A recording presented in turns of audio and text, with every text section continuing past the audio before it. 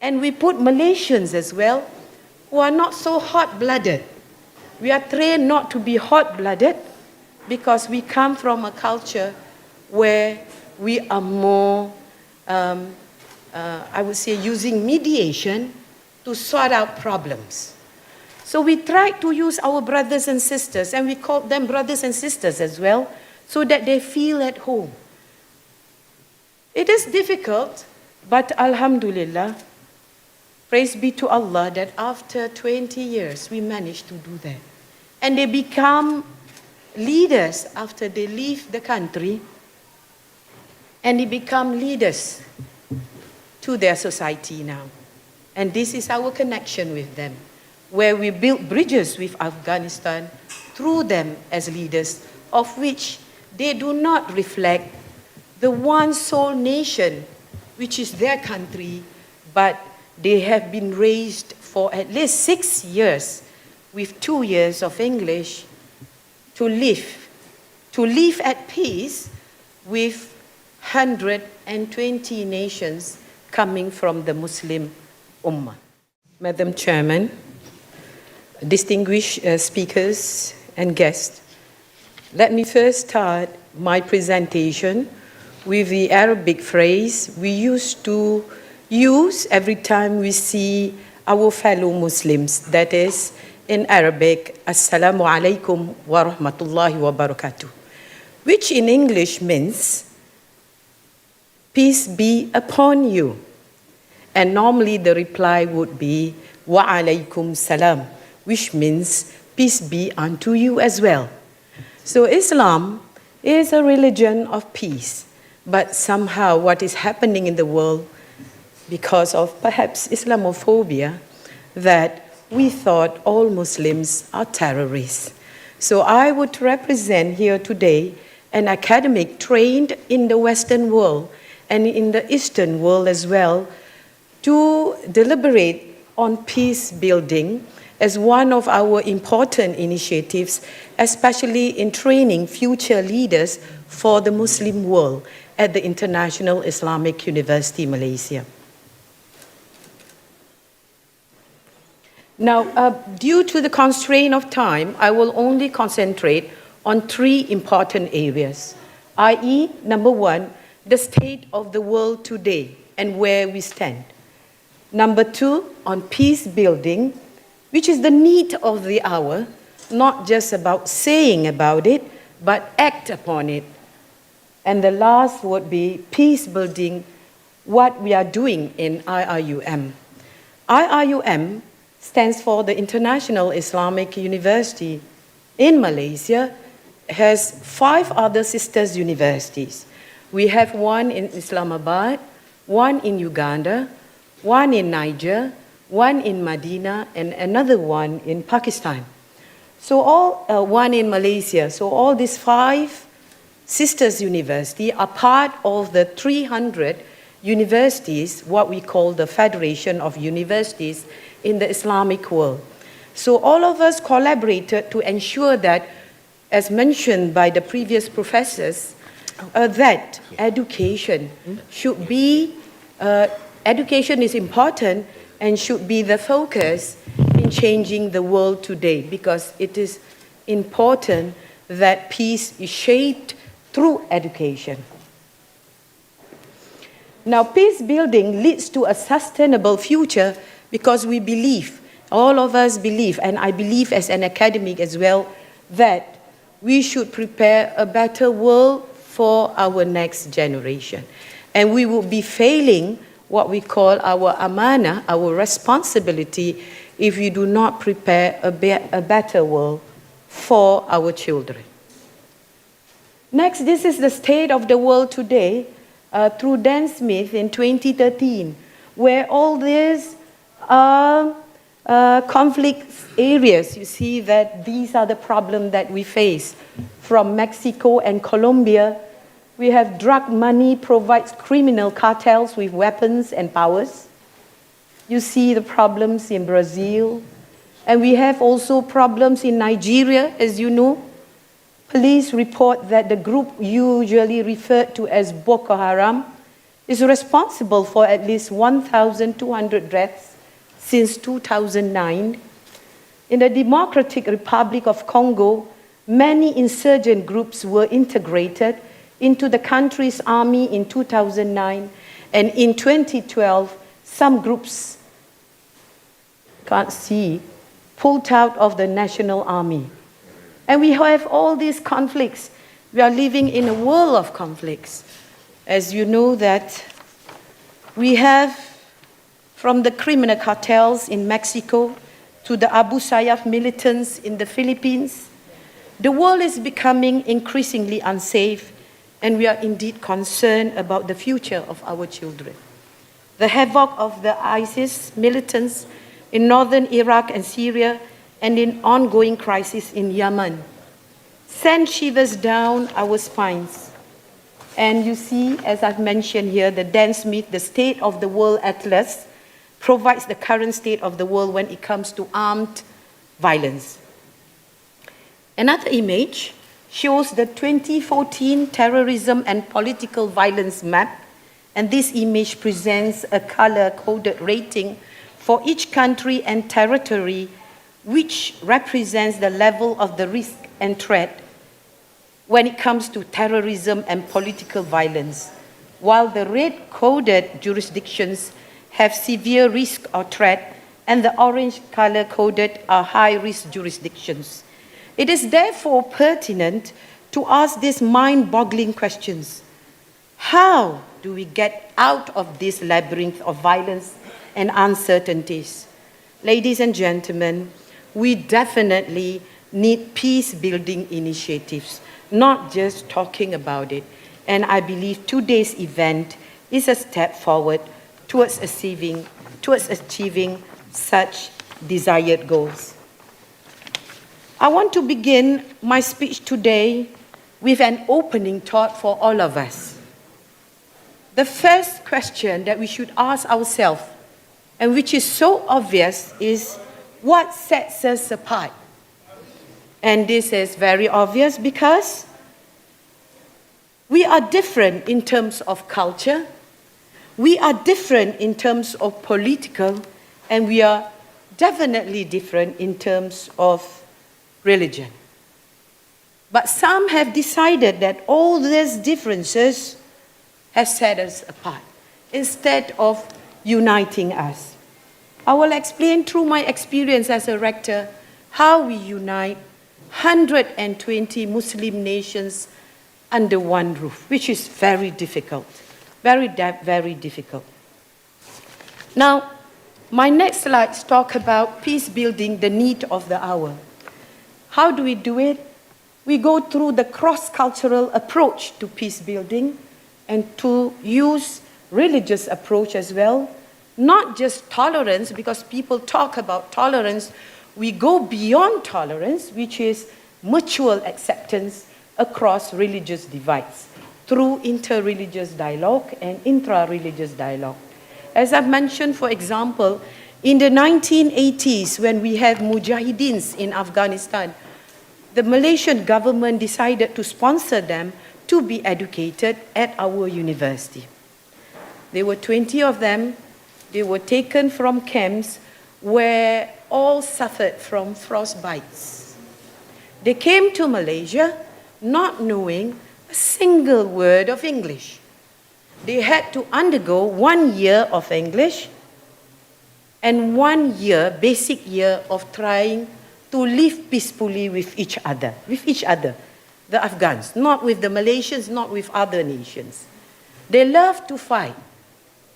So whenever we receive calls from the principals of the colleges saying that there are fights between Afghanistans or between the Mujahideens, we will be rushing, because the fight is not just through words, but also through arms. They carried knives along with them because they feel so unsafe.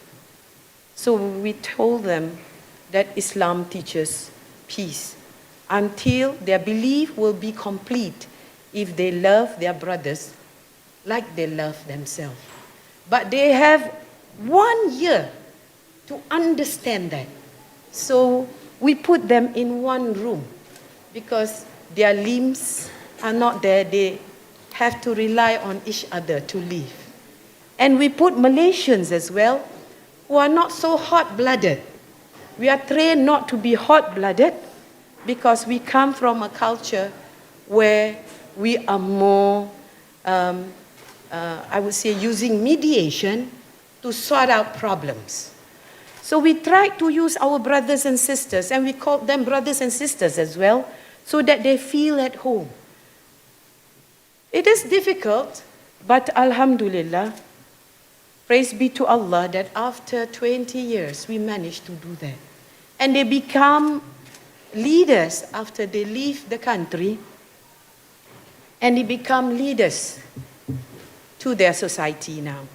And this is our connection with them, where we build bridges with Afghanistan through them as leaders, of which they do not reflect the one sole nation, which is their country, but they have been raised for at least 6 years with 2 years of English to live at peace with 120 nations coming from the Muslim Ummah. So this is what we meant by the Ummatic approach. They have to live through instead of just talking about it. So we act upon it. So this is one of our experiences dealing with them, besides other nations as well, including the Chechens and others as well. Now, we are using the religious approach as well, where we train them in the right Islam. Because as you know, in the Muslim world, there are many kinds and many interpretations of Islam. That's the reason I totally agree that education is the only way to shape peace. Now, I've mentioned we've used the Islamic approach to peace building, where we mention to them, as one nation we belong, and we have only one Adam and one Eve. In the Quran, it is stated that we have our own national, tribal, linguistic, and color differences. These are just meant for identification. But at the heart, or very heart, we are only one. And the Quran addresses humanity as a whole in most of its verses. And this is not just a one-day program. It's a basic of 4 years. 4 years to tell them and to drum into their heart that we belong to one nation. And it is a default rule in Islam in both domestic and international relations. This peace building in the Quran, we show all the verses in the Quran in relation to peace building. IRUM adopts an integrated curriculum to promote mutual understanding. How do we do that?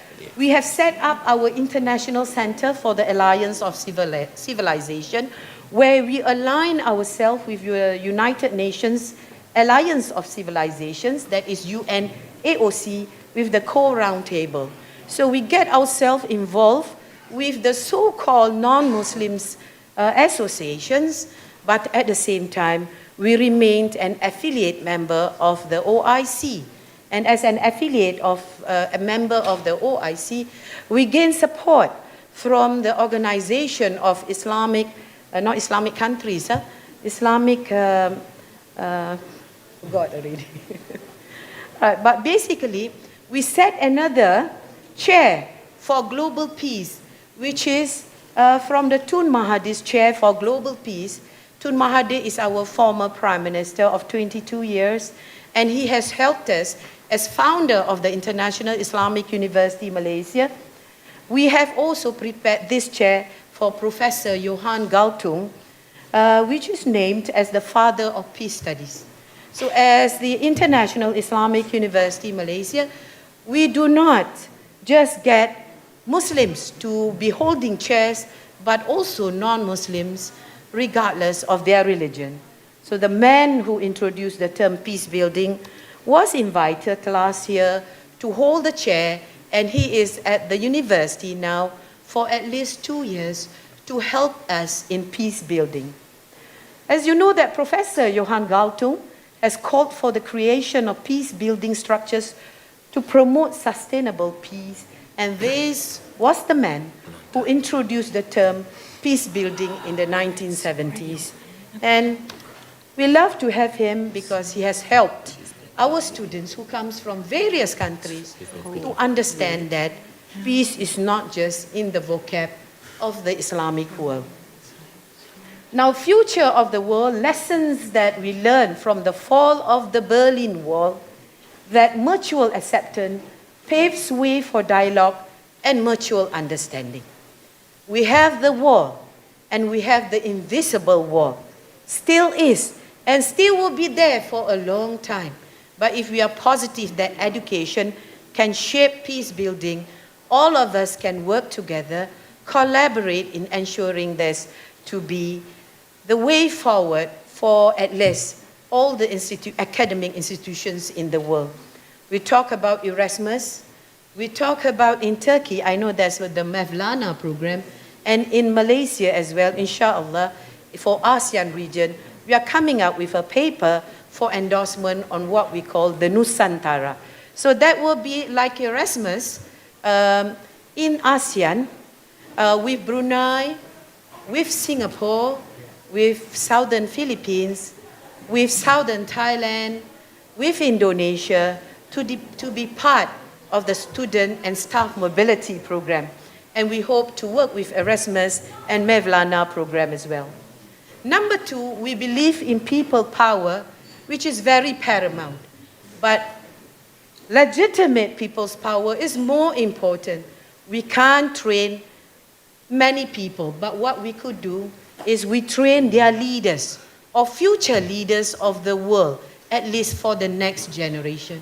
We have trained 65,000 student leaders.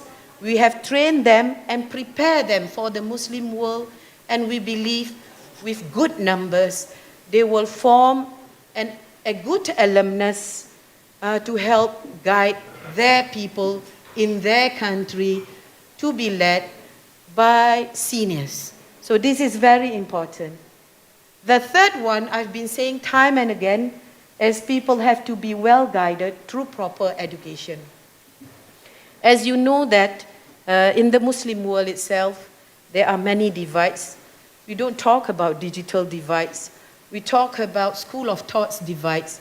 We have many political divides, but what is important that we have to stay unified.